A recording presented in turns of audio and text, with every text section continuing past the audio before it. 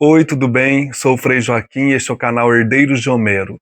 Quero falar hoje de 3 livros que foram importantes para Virginia Woolf resgatar a infância.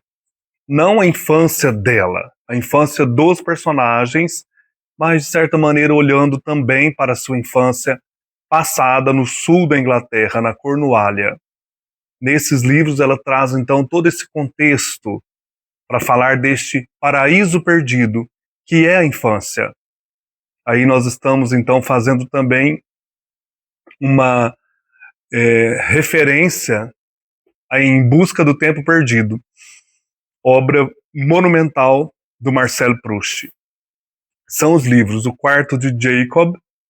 Virginia Woolf aqui faz o experimento já do fluxo de consciência, começando, na sua obra essa técnica importante que ela vai aprofundar em outros livros. Aqui também aparece a infância no Ao Farol e depois no As Ondas. As reflexões desse vídeo são baseadas nesta biografia escrita pela Alexandra Lemasson, Virginia Woolf, biografia. Para Virginia Woolf, a vida imaginária é a vida que importa. E ela vai buscar sempre se dedicar a relatar esta vida imaginária, os sonhos.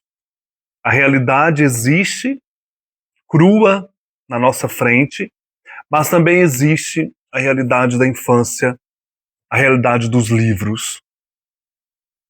No começo, lá na infância dela, eles passavam sempre as férias nesta região de St. Ives, no sul da Inglaterra.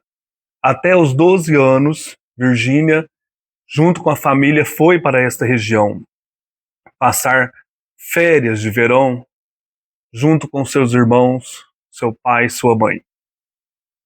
Eles passavam o ano inteiro esperando esta hora de partir. Era a recompensa de um ano lá em Londres, aguentando invernos chuvosos, sabendo que iriam passar junho e julho na Cornualha. Eles pegavam então um trem e faziam uma longa viagem até este vilarejo de St. Ives, no sul da Inglaterra. Como toda família vitoriana que se preza, a família de Virginia Woolf tinha 2 casas. A casa de Londres, lá no Kensington Park, 22 da Hyde Park Gate, um bairro bem afastado, bem abastado. A família então vivia nesta casa de vários andares. E a casa lá da Cornualha, a casa Talland House, onde a família passava os verões. Quando Virginia nasceu, no dia 25 de janeiro de 1882, o senhor Leslie Stephen, seu pai, já havia adquirido essa casa há bastante tempo. Era uma casa enorme e quadrada, semelhante a um desenho de criança. Toda a família considerava esta casa romanesca. Para a pequena Virginia, que passava todos os verões ali, a Talland House é o lar da alegria, e St. Ives o melhor início de vida que se possa conceber. Ali tudo é luz, calor, sensualidade, cores, alegria. Justamente aquilo que falta à vida cotidiana e nevoenta em Londres. Do quarto das crianças, eles tinham a vista da Baía, que era de uma beleza de cortar o fôlego. Virginia passa longas horas observando o vai e vem perpétuo da flotilha de pesca. O que ela mais gosta são os dias de regata. Todas aquelas bandeiras e aquelas pessoas ali na praia tão agitadas, tanto em terra quanto em mar, que dão a impressão de sair de um quadro de Monet, um quadro francês, um país que ela não conhece senão por uma tia de sua mãe, que alega ter sangue francês em suas veias. Um fato muito exótico a seu ver e que não deixa de orgulhá-la. Depois, quando adulta, ela fará várias viagens para a França, Em St. Ives, Virginia sonha e acumula, sem se dar conta, matéria para sua obra futura. A cada verão ela entope-se dessa sensação de suavidade e de plenitude que ela só encontra ali no sul da Inglaterra. Ela escuta os gritos das crianças que vêm de longe, da ressaca das ondas que quebram invariavelmente na praia, dessa luz sem igual que mais tarde ela tentará encontrar, buscando em sua paleta a nuance adequada nas descrições do mar, da natureza deste lugar. Para Virginia, a cor da infância estará sempre associada a St. Ives, que pintará depois à sua maneira, principalmente no livro Ao Farol, como se estivéssemos ali com ela, diante desta pintura única, impressionista, cristalina, irisada. Por enquanto, Virginia, criança, é uma menina de 7 anos, que está ali deitada em sua cama, lá na Talland House. Ainda é cedo e há um silêncio total. Mas os primeiros raios passam através do toldo, que se move com a brisa, e ela se deixa ninar pelo suave barulho das ondas. Ela dizia: ouço as ondas, que se quebram, 1, 2, 1, 2, e que lançam um feixe de água sobre a praia, e depois se quebram, 1, 2, 1, 2. É um fluxo alternadamente apaziguante e obsessivo, que ela gosta de ouvir meio adormecida, meio desperta, e que dará sua pulsação íntima nos romances que virão. As ondas, as águas estarão sempre presentes. Em Virginia Woolf, como eu falei também em Marcel Proust, por quem ela terá uma admiração total, lerá sua obra, tudo começa com aqueles inícios de manhã, em que a consciência se acorda para o mundo. Um por um, os objetos retomam seu lugar. As sensações se liberam de seus invólucros. As lembranças da véspera remontam à superfície da consciência. Para a menina, este é um momento de puro êxtase. Ela escreveu um livro, a pedido de sua irmã Vanessa, já no final da vida da Virginia, um livro chamado Um Esboço do Passado. É uma autobiografia. Virginia Lee transformará esses despertares em St. Ives na pedra angular dessa obra considerável, que a coloca entre os principais autores do seu século. Ela dizia: se a vida repousa sobre uma base, se é uma taça que enchemos, então minha taça, não há dúvida, repousa sobre essa lembrança, a lembrança de St. Ives, desses veraneios nesta região tão bonita. Fazer com que a infância dure, encontrar seus fragmentos embaralhados, restituir suas cores cintilantes, suas sonoridades sufocadas pelo barulho lancinante das ondas. Essa será a busca de Virginia Woolf. Ela dirá: se eu fosse pintora, eu restituiria essas primeiras impressões em tons de amarelo pálido, prata e verde. Representaria pétalas recurvadas, conchas, coisas semitranslúcidas. Traçaria formas arredondadas através das quais se veria a luz, mas que permaneceriam imprecisas. Essas descrições que ela fará com exacerbada sensibilidade e que lhe é própria, mostra uma sensualidade banhada de sol, com palavras dotadas de uma musicalidade cujo segredo só ela conhece. Para reconstituir o caminho da infância é preciso, então, seguir os seus livros como pedrinhas brancas que levam até a colina de St. Ives. Seja em Passeio ao Farol, em As Ondas, ou ainda no Quarto de Jacob, semelhante a um país longínquo, essa cidadezinha surge no âmago da obra e dos livros de Virginia Woolf. E ela acessa novamente este lugar pelo imaginário. Ela volta a St. Ives nesses livros através da memória, dessa sensualidade, dessa sensibilidade que nos toca também. De preferência, ela então se acosta na Baía de St. Ives, imortalizada em Passeio ao Farol, e ali nós temos uma transfiguração idealizada daqueles verões na Cornualha.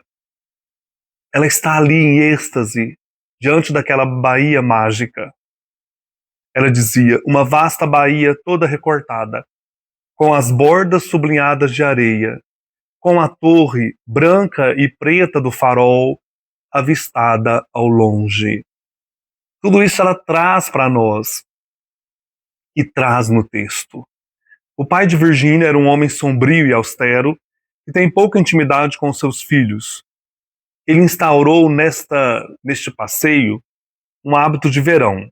A cada 10 dias ele leva ao mar os filhos e confia o leme do barco ao pequeno Toby. Essa cena da vida familiar irá inspirar Virginia Woolf em seu quinto romance, cujo argumento pode ser explicado em poucas palavras. Passeio ao Farol é a história de um menino chamado James, muito parecido com o irmão mais velho de Virginia, Toby, que se vê privado do passeio devido ao mau tempo. Ele quer ir ao farol. A partir desse pretexto ínfimo, escreverá ela então um dos seus mais belos romances. Toda a sua infância encontra-se nestas páginas. A sua mãe, Julia Stephen, uma mulher amorosa e devotada, seu pai, Leslie, sua irmã mais velha, Vanessa, e seus 2 irmãos, Toby e Adrian, estão aqui presentes. Toby é o ídolo de Virginia, é o seu alter ego, aquele que ela inveja em segredo. Sente ciúmes das vantagens que tem por ser menino. Não apenas lhe confiam a tarefa de trazer o barco ao porto, mas em Londres ele tem uma sorte inestimável. Toby irá à escola. Virginia, por sua vez, aprende com o único meio de que então dispõe, seu senso de observação e a biblioteca do pai. Toby é um personagem central nesta obra, também no quarto de Jacob e na vida de Virginia Woolf. Ela empresta sua sensibilidade ao pequeno James. A sensibilidade de Toby ela coloca no pequeno James, que é privado do passeio ao farol. E também aqui nós temos a sua irmã mais nova, Vanessa, que é apresentada no livro O Quarto de Jacob. Virginia escreverá, então, O Quarto de Jacob, esse terceiro romance, em 1920, na Monk's House, uma pequena casa de madeira de 2 andares, cercada de árvores, moitas e flores. É nessa propriedade, situada no vilarejo de Rudmel, perto de Lewes, que os Woolf se refugiarão durante a Segunda Guerra Mundial. Nesse cenário campestre, Virginia comporá com uma rapidez e uma alegria que não vão durar a abertura marítima desse romance em forma de elegia. Aqui nós temos uma escrita belíssima, mágica. Com 30 anos de intervalo da infância até quando ela escreve esse livro, em 1920, tudo está ali. Nada mudou. Nada. Aparecem ali os gritos das crianças, amortecidas pela ressaca das ondas, o enorme caranguejo que eles enxotam com diversão, a água carregada de areia e o baldinho tão pesado carregado com esforço. O paraíso perdido ao alcance da mão. Tal é a força da escrita de Virginia Woolf. Abolir o tempo, suprimir as distâncias, reunir os opostos. Na página em branco, Virginia Woolf se permite todas as liberdades e buscará ao longo de toda a sua vida encontrar a luminosidade tão particular dessa região ornada de todos os atrativos, a infância. A família de Virginia Woolf, embora esteja nesse contexto vitoriano, ela tem algo de eminentemente moderno. É uma família que se recompôs. Em 1878, quando Julia Princett Jackson, a mãe de Virginia, casa-se com Leslie Stephen, ela já tem 3 filhos de um primeiro casamento, com um homem chamado Herbert Duckworth. são os filhos George, nascido em 1868, a filha Stella, nascida em 1869, e o filho Gerald, nascido em 1870, alguns meses depois da brutal morte do primeiro marido. Esses dois irmãos teriam, abusado sexualmente de Virginia. Leslie Stephen, por sua vez, traz do primeiro casamento uma filha chamada Laura, que a maior parte do tempo passou numa instituição psiquiátrica. Laura tinha fortes problemas mentais. Julia e Leslie terão juntos 4 filhos, que serão Vanessa, a irmã mais velha, nascida em 1879, Toby, nascido em 1880, Virginia, em 1882, e Adrian, em 1883. Para abrigar, então, essa família numerosa, o casal escolheu morar neste bairro de Kensington, um bairro burguês, no endereço 22 Hyde Park Gate, no coração deste bairro. Era uma casa dotada de vários quartos. Todos os anos, então, a família, em junho, pega o trem alegremente e vão passar 2 meses de férias, longe dos burburinhos de Londres, da agitação londrina. Eles partem para esta região e é sempre com uma alegria disfarçada, não disfarçada, que Virginia e os irmãos trocam a capital por aquele vilarejo escarpado de ruas estreitas e ventosas, onde lhe dão um pouco mais de liberdade. St. Ives.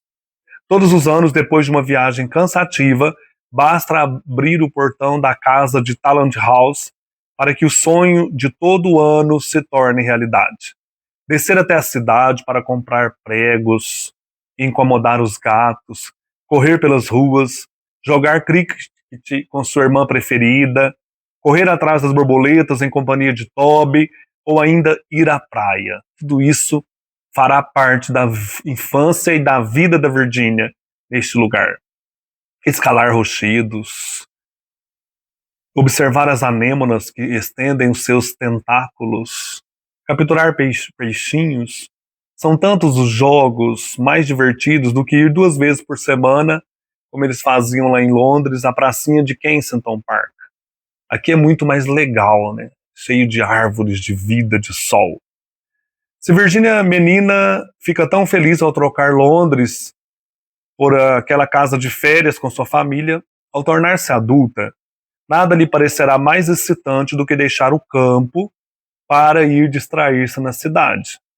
Isso acontece quando ela está escrevendo o livro Mrs. Dalloway, que ela troca a casa lá de Richmond por Londres. Ela quer voltar para Londres para poder escrever ali o livro Mrs. Dalloway. Em qualquer época, a geografia pessoal de Virginia Woolf se situará na dualidade da infância que ela buscará reproduzir, tanto no que se refere a Londres quanto a St. Ives. Mais tarde, Londres, lugar das mundanidades que atrairão vivamente Virginia, se oporá a Rudmel, cuja calma será propícia à escrita. E também algumas vezes ao tédio. Virginia escreverá ali, longe da roda viva londrina, inúmeras páginas do seu diário, e também o livro As Ondas e os Anos, lá em Monk's House, em Rudmel. Entre 2 sessões de escrita, apreciará percorrer esse interior, essas campinas, onde sempre encontrará calma e inspiração. Em toda a sua vida, Virginia tentará recriar essa dualidade própria da infância, seja nos lugares que escolherá para morar ou nos livros que decidirá escrever. Em Londres, ela passará do bairro de Kensington ao de Bloomsbury, para finalmente se instalar com seu marido no número 52 Tavistock Square, uma grande construção do século XX, do século XIX, que será bombardeada durante a guerra. No campo, haverá então o episódio de Richmond, um subúrbio tranquilo onde Virginia se impacientará para voltar à capital. Esse episódio é retratado no filme As Horas, com a Nicole Kidman, interpretando Virginia Woolf. Ali retratará esse momento que ela pede para o Leonard que ela quer voltar a Londres, porque ela precisa escrever lá em Londres. Mas também haverá uma outra estranha casa melancólica chamada Estham. E, enfim, a casa de Monkshouse, em Sussex, lugar de retiro durante a Segunda Guerra Mundial. A mesma dualidade aparece nos livros. Orlando, Mrs. Dalloway ou Um Teto Todo Seu pertencem a Londres, descrita pela romancista em seu diário como um lugar mágico, Londres. Um lugar mágico no qual somos imediatamente transportados ao âmago da beleza, sem ser preciso erguer um dedo. Já Passeio ao Farol, As Ondas, inspiram-se sem dúvida em St. Ives, que é o paraíso da infância, onde sopra um vento de alegria e de liberdade. Na paisagem imaginária de Virginia Woolf, esses dois polos, Londres e St. Ives, entre os quais sua vida se situa, jamais são contraditórios. Atraem-se. São duas facetas constitutivas do seu ser, ao qual o elemento aquático contribui dando uma unidade. No polo de Londres, como no de St. Ives, a água está em tudo. Onipresente, invasora, fascinante. É por ela que tudo começa e tudo acaba.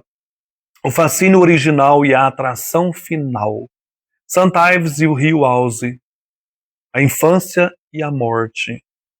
Entre ambos, romances invadidos por enxurradas, ritmados por ressacas, semelhantes a ilhotas de luz que Virginia fará questão de captar em seu próprio movimento, que é também o movimento da vida. Ela faz isso magistralmente no livro As Ondas, que publicará em 1931, 10 anos antes de morrer.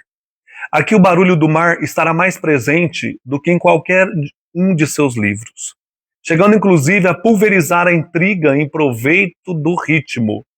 6 personagens se entrecruzam e proferem solilóquios. E entremeados nós temos o mar, banhado de luz, no amanhecer, no decorrer do dia, no anoitecer. Nós temos uma personagem chamada Rhoda. É uma silhueta minúscula, delicada e translúcida, permeável a todos os choques da existência. Se parece muito com uma irmã da própria Virginia, ou se parece com a própria Virginia. Em seu diário, Virginia escreverá, a propósito desse livro As Ondas, cuja concepção foi tão longa e dolorosa.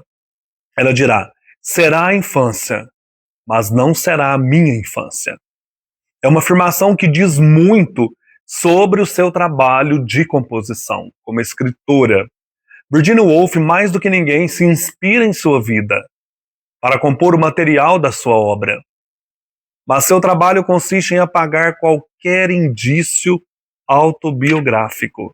Para tanto, ela inventará uma língua e uma estrutura narrativa decididamente inovadoras. Seus primeiros romances, A Viagem ou Passeio ao Farol, permitem seguir suas pistas, ao passo que os da maturidade demonstram uma passagem do particular ao geral e um experimento formal que contribuem para embaralhar as pistas. Nós vemos isso principalmente aí nesses romances As Ondas, Mrs. Dalloway. Quanto ao tema de As Ondas, ela também anotará claramente no diário que se trata de uma autobiografia, antes de precisar, na sequência, que não dará nenhuma indicação nem de tempo nem de lugar.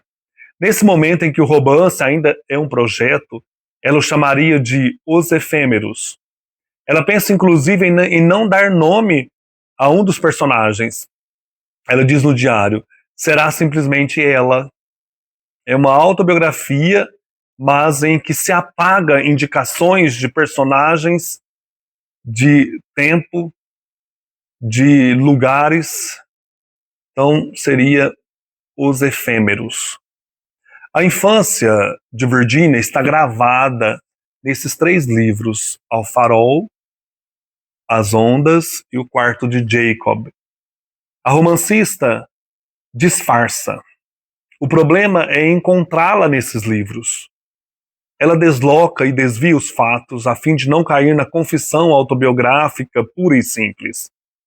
O seu diário é todo abastecido por ela mesma. Vocês já leram? São deliciosos. Suas dúvidas estão ali no diário. Suas expectativas, suas esperanças. Seus romances, em contrapartida, não a desvendam a não ser de forma mascarada. O sentimentalismo é a sua maior aversão. O despudor, uma falta que sempre julgará imperdoável.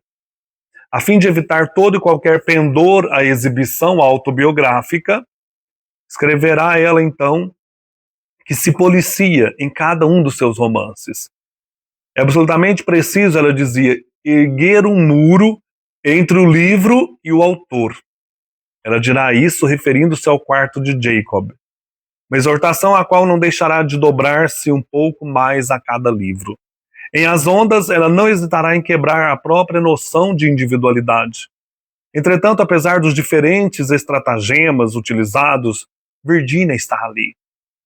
Se Rhoda, a personagem de As Ondas, puxou a ela, sempre oscilando devido à violência de suas emoções, Virginia também tem semelhanças com outro personagem, chamado Luiz, perdido em seus devaneios, e tem a mesma inteligência viva e brilhante de um outro personagem chamado Nerville. Obra-prima absoluta, As Ondas, permite ouvir o canto polifônico de 6 personagens condenados à solidão e à morte. 6 crianças que, assim como a pequena Dinia, lembram-se. Ela diz, bem no início, havia o quarto com suas janelas que davam para o jardim. E depois do jardim, avistava-se o mar. O que esses personagens estão vendo aqui é a Baía de St. Ives. Estamos ali de novo, naquele lugar de veraneio com Virginia Woolf e seus irmãos. Estamos novamente ali em Talland House, em 1889. Quer seja em As Ondas, A Viagem ao Farol ou em O Quarto de Jacob, as imagens da infância guardaram todo o seu poder de evocação. Perto dos 60 anos, quando Virginia Woolf pensa no que foi sua vida, é ainda de St. Ives que ela lembra. Ela dizia, nada do que tivemos durante a infância foi tão importante quanto nossos verões em Cornwall, na Cornualha. Ir ao outro extremo da Inglaterra, ter nossa própria casa, ter aquela baía e aquele mar. É isso que ela traz, toda essa beleza deste lugar e as impressões, tudo aquilo causou nela como criança. Ela transfigura depois nos seus romances. Quero mostrar algumas fotos aqui. Temos a mãe, Julia Stephen, e o pai, Leslie Stephen. Aqui a casa número 22 da Hyde Park Gate, em Londres, em Kensington Park. Aqui Virginia, a meia-irmã Stella, ou melhor, Vanessa, a meia-irmã Stella e Virginia, tipicamente vitorianas. Nas roupas, nos penteados, né? Talland House, em St. Ives. Virginia e Vanessa jogando cricket. Virginia e Vanessa.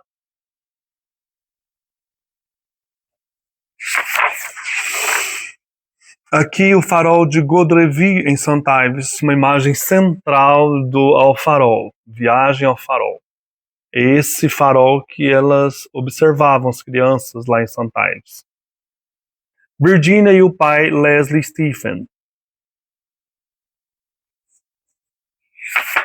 Uma foto de Virginia em 1903, uma das mais conhecidas. Esse livro aqui são livros, faz parte de uma coleção chamada Vidas Literárias. Esse aqui é do John Lerman, que foi é um colaborador da Virginia e do Leonard da Hogarth Press. Trabalhou com eles na editora. Muito bonito esse livro, ele é cheio de fotos. Já tem um vídeo aqui no canal que eu mostro essa coleção. Tem outros personagens, outros escritores também nesta coleção. Então é isso, um abraço e até mais.